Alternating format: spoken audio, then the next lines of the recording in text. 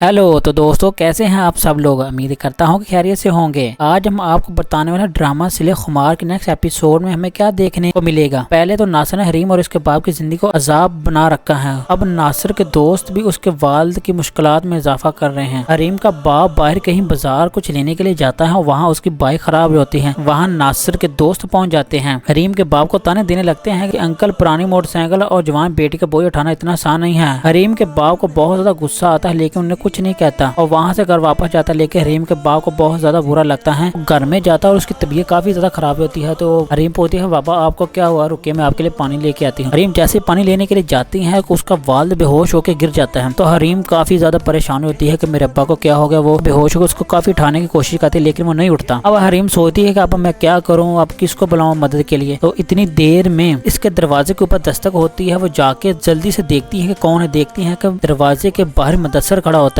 और वो कहती है कि सर आप खैरियत से आए हैं। तो वो कहता है कि मैडम आपके डॉक्यूमेंट्स मेरे ऑफिस में रह गए। तो कहती है कि सर ठीक है, मुझे पता है कि डॉक्यूमेंट्स किसी के लिए काफी इंपॉर्टेंट होते हैं इसलिए मैं आपको देने के लिए आया हूँ। लेकिन हरीम से पूछता है कि तुम काफी परेशान हो, क्या हुआ। तो हरीम बताती है कि सर मेरे वालिद की तबीयत बहुत ज्यादा खराब है और इन्हें हॉस्पिटल लेके जाना है लेकिन मेरे पास कोई कन्वेंस नहीं है। तो मुदस्सर कहता है कोई बात नहीं, चलो मैं आपके पापा को हॉस्पिटल ले जाता हूँ। हरीम और मुदस्सर उसके वालिद को हॉस्पिटल ले जाते हैं। वह उसका इलाज वगैरह कराते हैं। उसके पापा को होश आ जाती है। तो मुदस्सर फिर उनको घर छोड़ने आता है और देखता है कि दरवाजे के बाहर नासिर के दोस्त खड़े होते हैं और उन्हें देख लेते हैं। ये आखिर लड़का है कौन जो इसकी इतनी मदद कर रहा है। और दूसरी तरफ फायज हरीम की वजह से काफी ज्यादा परेशान है। फायज को इस बात का बहुत बुरा लगा हरीम ने मेरे साथ बेवफाई की है और मेरे साथ झूठ बोला है। वो कमरे में बैठा परेशानी काल में बैठा हुआ होता है। वहाँ उसकी वालदा कहकशा बेगम आ जाती है और फायज से कहती है कि बेटा तुम कब तक ऐसे परेशान रहोगे, बोल जाओ तुम हरीम को, वो ऐसे तुम्हारे काबल की लड़की नहीं थी, वो तो बेवफा निकली, वो तो नासिर से प्यार करती थी, तुम्हारे साथ तो बस वो टाइम गुजार रहे थे, तुम्हारे दौलत से प्यार करती थी इसलिए उसने तुमसे शादी की। फिर कहकशा उसे कहती है कि बेटा तुम्हें अपने बाप का बिजनेस संभालना होगा, तुम छोटी मोटी नौकरी के लिए पैदा नहीं हुए, तुम शेख फुरकान के बेटे हो, इतना बड़ा बिजनेस तुमको संभालना होगा। फैज अपनी माँ को जवाब देता है कि मैं डैड के बिजनेस में जरा भी इंटरेस्ट नहीं हूँ, बिजनेस को संभालने के लिए तो रेहान भाई हैं। कहकशा बेगम कहती है कि रेहान अब काबिल एतमाद नहीं रहा और यहाँ से बाहर शिफ्ट होना चाहता है इसलिए रेहान पर एतबार नहीं किया जा सकता। फैज अपनी वालदा से कहता है कि क्या आप कह रही हैं कि रेहान अब बिजनेस के काबिल है, क्या वजह है। फायज अपनी वालदा से कहता है कि अब रेहान अब क्यों बिजनेस के काबिल नहीं रहा। तो वो उसे बताती है कि वो अपनी बीवी के पीछे लगा हुआ है और वो कहता है कि मुझे मेरी प्रॉपर्टी में से हिस्सा दो और मैं अपनी प्रॉपर्टी में से हिस्सा लेके मैं बाहर जाना चाहता हूँ और अपना उधर कारोबार करना चाहता हूँ, उधर सेटल होना चाहता हूँ। तो मैं इस वजह से परेशान हूँ कि जो भी हमारे हाथ में बिजनेस है वो अगर हमने रेहान को दे दिया तो हम तो फारिग होके बैठ जाएंगे, हमारे पास तो कुछ नहीं रहेगा। तो फायज बताता है कि मैं इस हालत में कोई काम नहीं कर सकता, मैं अपने बाप का बिजनेस संभाल नहीं सकता। कहकशा फायज को परेशानी काल में देखते हुए अपने दिल ही दिल में कहती है कि हरीम को तो मैंने तुम्हारी जिंदगी से निकाल दिया, अब हरीम को तुम्हारे दिल से भी निकालना बाकी है। तो आगे हमें देखने को मिलेगा जैसे जैसे वक्त गुजरता जाएगा तो हमें देखने को मिलेगा कि रेहान की बीबी इनके साथ वो करके जाएगी कि ये देखते रहेंगे कि हमारे साथ ये क्या हुआ, हमारा बेटा भी हमें छोड़ के चला गया। फायज भी अब परेशान रहता है कि हम क्या करें, हमारा बिजनेस भी सारा खत्म हो गया। तो फिर इसको दिल ही दिल में बहुत पछतावा होगा कि हरीम काफी अच्छी लड़की थी, वो हमारी काफी ज्यादा इज्जत करती थी और वो तो हमारे ख्याल काफी ज्यादा रखती थी, मैंने तो उसको ऐसे ही घर से निकाल दिया। तो दोस्तों देखते हैं कि फिर नेक्स्ट एपिसोड में क्या होता है। तब तक हमें दीजिएगा इजाजत। ओके, अल्लाह हाफिज।